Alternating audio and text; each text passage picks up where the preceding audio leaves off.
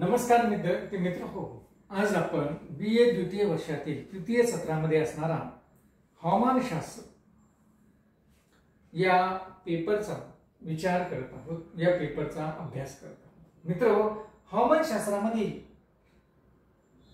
आपण मागील तासामध्ये हवामानशास्त्राचे असणारे महत्त्व या ठिकाणी अभ्यासत होतो आणि हवामानशास्त्राचे असणारे जे काही महत्त्व आहे हे अभ्यासत असताना आपण मागील तासामध्ये जे काही मानवी जीवनावर किंवा मानवी क्रियेवर हवामानाचा जो काही परिणाम होऊन त्याचे व्यवसाय कशा पद्धतीने हवामानशास्त्राच्या अनुषंगाने बदललेले आहेत आणि ते त्या व्यवसायामध्ये हवामानशास्त्राचे कसे महत्त्व आहे हे बघण्याचा प्रयत्न या ठिकाणी आपला चालू होता।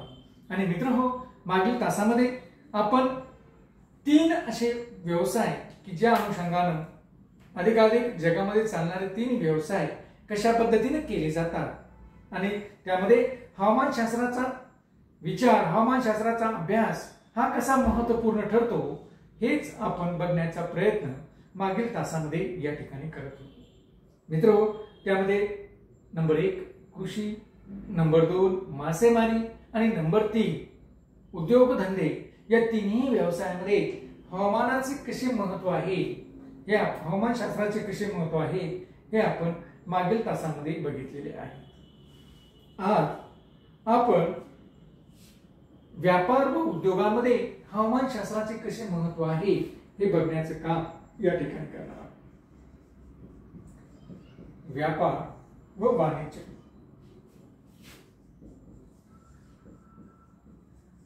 व्यापार आणि वाणिज्याचा ज्यावेळेस आपण विचार करतो त्यावेळेस महत्त्वाची बाब म्हणजे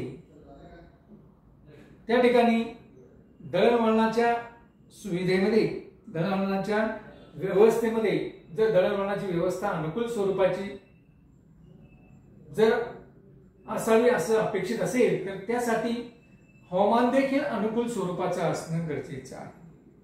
आणि मग आपण पाहतोय की या व्यापार आणि वाणिज्यामध्ये हवामान जर अनुकूल स्वरूपाचं असेल तरच व्यापार देखील योग्य पद्धतीने त्या ठिकाणी आपण करू शकतो, अन्यथा आपल्याला व्यापार देखील करणं अवघड जातं। जर व्यापाराच्या दृष्टिकोनातून काही बाबींचा विचार आपण या ठिकाणी केला तर आपल्याला असं दिसतंय की मालाची साठवणूक करणे, मालाची विक्री करणे आणि मालाची वाहतूक करणे या 3 बाबी या ठिकाणी महत्त्वाची असतात। कारण व्यापार करत असताना आपण बऱ्याच वेळा जर मालाला योग्य पद्धतीची किंमत जर मिळत नसेल आणि घेतलेला माल त्याच किमतीमध्ये जर आपल्याला विकावा लागत असेल तर मग अशा वेळेस आपण मालाची साठवणूक करून ठेवतो आणि योग्य भाव ज्यावेळेस आपल्याला मिळाला त्यावेळेस आपण त्या मालाची विक्री करत असतो। आणि मग साठवणूक करत असताना जर ज्या प्रदेशातील हवामान साठवणूक करण्यासाठी योग्य नसेल की जास्त प्रमाणात 12ही महिने त्या प्रदेशामध्ये जर आर्द्रता असेल तर आर्द्रतेमुळे जो काही माल आहे तो माल, जी काही वस्तू आहे ती वस्तू खराब होण्याची शक्यता अधिक असते। म्हणजे आपण पाहतोय की साठवणूक करणे देखील काही हवामानामध्ये शक्य होत नाही किंवा 12ही महिने त्या ठिकाणी पाऊस पडत असेल तरी शक्य होत नाही। त्याचबरोबर जर ज्या ठिकाणी उत्पादित झालेला माल असेल आणि तो आपल्याला विक्रीसाठी बाजारपेठेपर्यंत न्यायचा असेल तर विक्रीसाठी बाजारपेठेपर्यंत नेण्यासाठी वाहतूक व्यवस्था देखील चांगली असली पाहिजे।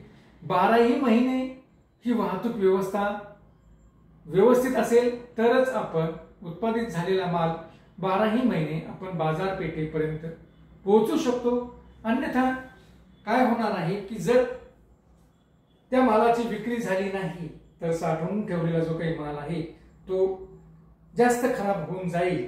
म्हणून विक्रीसाठी ही दळणवळणाची व्यवस्था व्यवस्थित असणे, योग्य पद्धतीची असणे गरजेचं आहे। आणि ही योग्य पद्धतीची त्याच वेळेस असेल की ज्यावेळेस त्या ठिकाणी अनुकूल प्रकारची हवामानाची स्थिती असेल।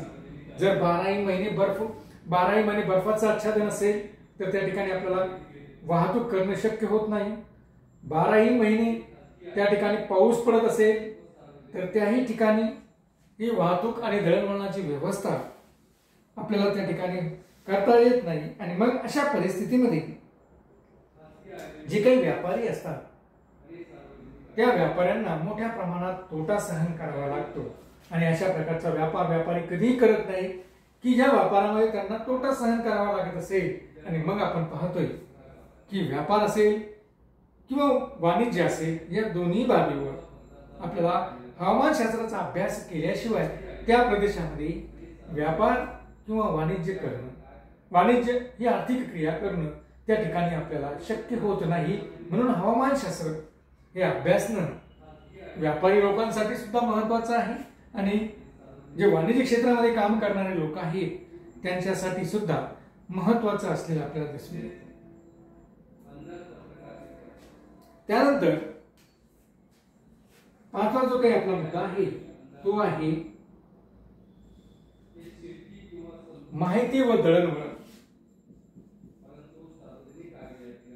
माहिती व दळणवळण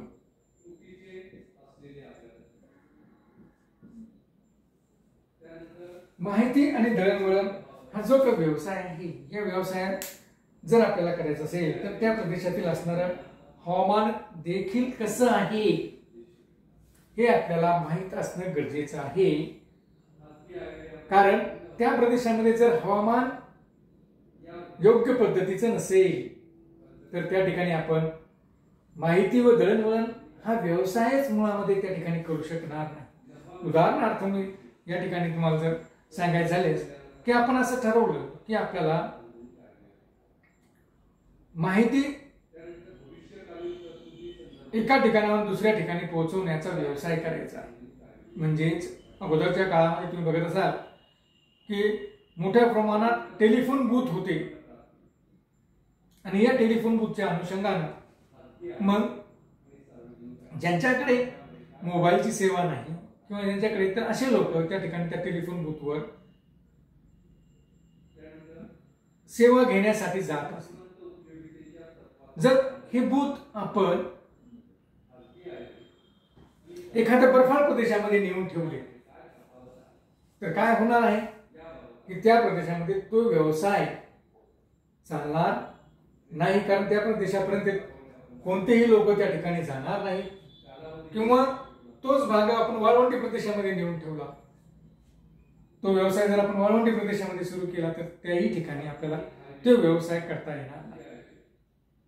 तसंच दळणवळणाच्या संदर्भामध्ये जर आपण बघितलं की ज्या ठिकाणी अनुकूल स्वरूपाचं हवामान आहे त्याच ठिकाणी आपल्याला दळणवळण हा व्यवसाय करता येईल।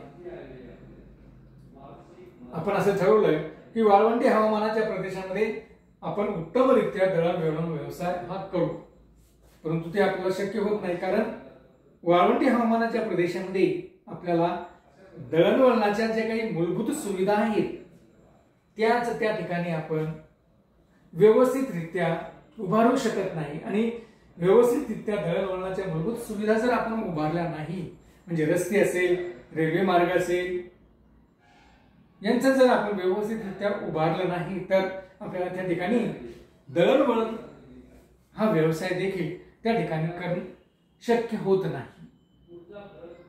कारण रस्ते व्यवसाय केले तर काही वेळेस जे काही वादळे ते ठिकाणी होतात, वाऱ्याच्या वहनामुळे बरीच रेती, बरीच वाळू ही त्या रस्त्यांवर येते, रस्त्यांवर वाळूंचे ढिगारे तयार होतात। मग अशा वेळेस आपल्याला त्या रस्त्याचा वापर करता येत नाही। तसंच रेल्वे मार्गावर देखील अशा पद्धतीने हे वाळूचे किंवा रेतीचे ढिगारे तयार होतात आणि मग त्यातून हा दळणवळणाचा व्यवसाय करणं शक्य होत नाही। मित्रो, मग ज्या ठिकाणी अनुकूल 12ही महिने अनुकूल प्रकारचं वातावरण आहे, हवामान परिस्थिती आहे, आपण पाहतोय की विमानाच्या माध्यमाने विमान हा दळणवळण व्यवसाय जर आपल्याला करायचा असेल किंवा एखादी विमान कंपनी त्या ठिकाणी काढायची असेल तर आपण पाहतो की आपल्या प्रदेशामध्ये दृश्यता किती प्रमाणात आहे। कारण 12ही महिने दृश्यता जर कमी असेल तर त्या ठिकाणी विमान वाहतूक होऊ शकत नाही। 12ही महिने ढगाळ वातावरण आहे, वर्षातील बऱ्याच कालावधीमध्ये चक्रीवादळाची परिस्थिती या ठिकाणी निर्माण होते। अशा प्रकारची जर व्यवस्था, अशा प्रकारचं जर हवामान त्या प्रदेशामध्ये असेल तर मग अशा प्रदेशात आपण विमान वाहतुकीचा व्यवसाय देखील त्या ठिकाणी आपण करू शकत नाही। म्हणजे अडथळे त्या ठिकाणी निर्माण झालेले आपल्याला दिसतात। रस्ते वाहतुकीमध्ये देखील आपण बऱ्याच वेळा पाहतो की अतिपर्जन्याचा जर प्रदेश असेल की त्या ठिकाणी वारंवार अतिपर्जन्य पडत असेल तर अशा वेळेस मग नद्यांना पूर येतात। त्यामुळं जे काही पुलाची उभारणी केलेली असते त्या पुलावरून बऱ्याच वेळा पाणी जाऊ लागतं, बऱ्याच वेळा त्या प्रदेशामध्ये भूस्खलन होतं अतिपर्जन्य वृष्टीमुळे। आणि जो काही मलबा आहे किंवा जो काही भूमीचा भाग आहे तो पूर्णतः रस्त्यावर, रेल्वे मार्गावर आलेला आपल्याला दिसतो। रस्त्यावर पाणी साचलेलं आपल्याला दिसतं, रेल्वे मार्गावर पाणी साचलेलं आपल्याला दिसतं। आणि मग अशा प्रदेशातून आपण रस्ते वाहतूक असेल किंवा रेल्वे वाहतूक असेल की जर या ठिकाणी त्या वाहतुकीचा व्यवसाय या ठिकाणी आपण पूर्ण क्षमतेनं 12ही महिने आपण करू शकत नाही। आणि मग अशा वेळेस नेहमी वाहतूक व दळणवळण व्यवसाय असेल यांची जर आपल्याला उभारणी करायची असेल तर आपल्याला त्या प्रदेशातील असणाऱ्या हवामानाचा विचार, हवामानाचा अभ्यास हा आपल्याला या ठिकाणी करावाच लागतो। त्याच्याशिवाय आपण हा व्यवसाय त्या ठिकाणी करणं शक्य नाही। तर मित्रहो, अशा पद्धतीनं हा माहिती व दळणवळणाचा भाग देखील या ठिकाणी आपण व्यवसायाच्या संदर्भामध्ये हवामानशास्त्रामध्ये असणारा महत्त्व देखील बघितलेलं आहे। त्यानंतर पुढचा क्रमांक आहे तो म्हणजे ऊर्जा।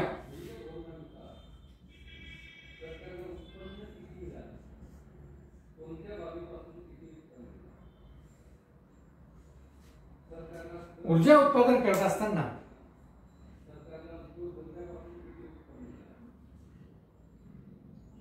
आपल्याला हवामानाची भूमिका बघावी लागते।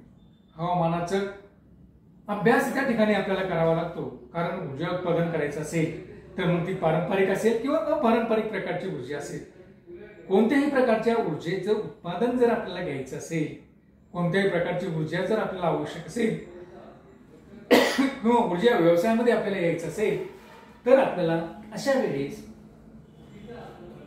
त्या प्रदेशात असणारं हवामान कसं आहे आपण पाहतोय की सद्यस्थितीमध्ये अधिकाधिक ऊर्जेचं उत्पादन भारतामध्ये पारंपरिक प्रकारच्या साधनापासून केलं जातं। त्यामध्ये मग दगडी कोळसा असेल तर दगडी कोळसा जो काही खाणीचा प्रदेश आहे या खाणीच्या प्रदेशामध्ये जर काही कालावधीसाठी मोठ्या प्रमाणात जोरदार पाऊस पडत असेल तर त्या कालावधीमध्ये तो जो काही दगडी कोळसा आहे, तो जो काही कोळसा आहे तो ऊर्जा निर्मिती केंद्रापर्यंत आपल्याला नेता येत नाही। आणि मग अशा कालावधीमध्ये ऊर्जेचा तुटवडा त्या ठिकाणी निर्माण होतो। उद्योगधंद्यांना लागणारी ऊर्जा आपण तिथपर्यंत पोहोचू शकत नाही किंवा वाहतूक मार्गामध्ये देखील अतिपर्जन्य असेल, वादळ असतील की यामुळे अनेक प्रकारच्या अडचणी निर्माण होतात। आणि मग आपण पाहतो की अशा वेळेस ऊर्जेची टंचाई त्या ठिकाणी भासू लागते। त्याचबरोबर जर आपण बघितलं तर अपारंपरिक प्रकारची जर ऊर्जा असेल आणि तिचं उत्पादन जर आपल्याला करायचं असेल तर आपण पाहतोय की अपारंपरिक ऊर्जेमध्ये सौर ऊर्जा आहे, पवन ऊर्जा आहे, लाटाच्या अनुषंगाने निर्माण होणारी लाटेची ऊर्जा आहे, ओहोटीची ऊर्जा आहे। या सर्व ऊर्जेचा जर आपण विचार केला आणि यांच्या निर्मितीचा जर व्यवसाय करण्याचा प्रयत्न आपण करत असेल तर मित्रांनो आपल्याला त्या ठिकाणच्या हवामानाचा देखील अभ्यास करावा लागतो। कारण सौरशक्तीचं जर ऊर्जा निर्मिती करायची असेल तर आपल्याला हे बघावं लागतं की 12ही महिने सौरशक्ती त्या प्रदेशामध्ये मिळते का। अधिकाधिक सौरशक्ती जर मिळाली तर अधिकाधिक प्रमाणामध्ये आपण त्या सौरशक्तीचं रूपांतर ऊर्जेमध्ये करू शकतो। आणि मग अशा प्रकारची जर केंद्र आपल्याला ऊर्जा निर्मितीचे केंद्र जर उभारायचे असेल तर त्या प्रदेशामध्ये 12ही महिने सौरशक्ती मिळाली पाहिजे। अशाच ठिकाणाची, अशाच हवामानाची आपण निवड करत असतो। आणि मग अशा हवामानाची निवड करूनच त्या ठिकाणी सौर उत्पादन करणारी केंद्र आपण त्या ठिकाणी निर्माण करू शकतो. त्याचबरोबर पवन ऊर्जेचा जर विचार केला तर आपल्याला असं दिसतंय की पवन ऊर्जा निर्माण करत असताना, पवन ऊर्जेचं केंद्र निर्माण करत असताना आपण हवामानाचा विचार करत असतो की हवा ही एका ठिकाणाहून दुसऱ्या ठिकाणी वाहत गेली पाहिजे, म्हणजे वारे त्या प्रदेशामध्ये असले पाहिजे, वाऱ्याचं वहन त्या प्रदेशामध्ये होत असलं पाहिजे. जर बराच कालावधी हा शांत त्या ठिकाणी हवामानाच्या वाऱ्याच्या दृष्टिकोनातून जर बराच कालावधी हा शांत असेल तर अशाही हवामानामध्ये मग आपण पवन ऊर्जेच्या माध्यमातून ऊर्जा निर्माण करू शकत नाही. आणि म्हणून ऊर्जा निर्मिती केंद्रातून जर आपल्याला ऊर्जेचं निर्माण करायचं असेल तर त्या ठिकाणी वाऱ्याचं वाहन हे देखील महत्वाचं आहे. आणि वाऱ्याचं वाहन ज्या प्रदेशामध्ये 12ही महिने वाहत असतील तर अशा प्रदेशामध्ये मग आपण पवन ऊर्जेच्या माध्यमातून, पवन निर्मिती केंद्राच्या माध्यमातून त्या ठिकाणी पवन ऊर्जा निर्माण करू शकू आणि कंटिन्युअसली सातत्यानं त्या ऊर्जेचा वापर देखील इतर लोकांसाठी आपण करून देऊ शकतो. त्यानंतर आपण पाहतोय की पारंपरिक ऊर्जेमध्ये अलीकडच्या काळामध्ये सागरी लाटांपासून ऊर्जेची निर्मिती करण्यात येऊ लागलेली आहे. आणि मग ज्या प्रदेशातील असणारा समुद्र हा खवळलेला असेल अशा प्रदेशामध्ये किंवा ज्या ठिकाणी वारंवार सागराच्या लाटा या किनारपट्टीपर्यंत येत असतील किंवा किनारपट्टीपासून दूर जात असतील तर अशा प्रदेशामध्ये मग आपण सागरी लाटेपासून ऊर्जा निर्माण करण्याचे काम करू शकतो. म्हणजेच त्या ठिकाणी खवळलेला समुद्र वारंवार कोणत्या प्रदेशामध्ये आहे अशाच हवामानाच्या प्रदेशाची निवड आपण या लाटांच्या माध्यमातून निर्माण होणाऱ्या ऊर्जेच्या संदर्भात, निर्मिती केंद्राच्या संदर्भात या ठिकाणी करू शकतो आणि त्या माध्यमातून मग आपण ऊर्जेची निर्मिती या ठिकाणी.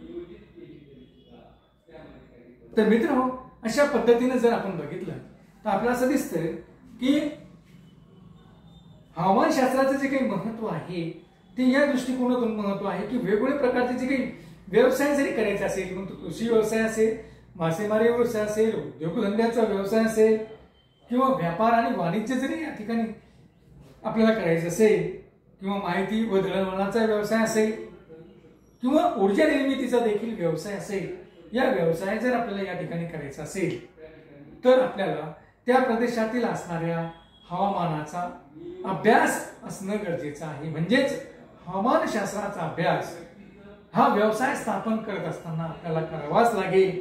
अन्यथा त्या ठिकाणी आपण जर व्यवसाय सुरू केला तर तो आपल्या फायद्याचा होणार नाही किंवा त्यापासून आपल्याला काहीही फायदा होणार नाही. तर मित्रो, आज देखील आपण हवामानशास्त्राचे असणारे विविध व्यवसायाच्या दृष्टिकोनातून असणारे महत्व या ठिकाणी बघितलेले आहे. धन्यवाद.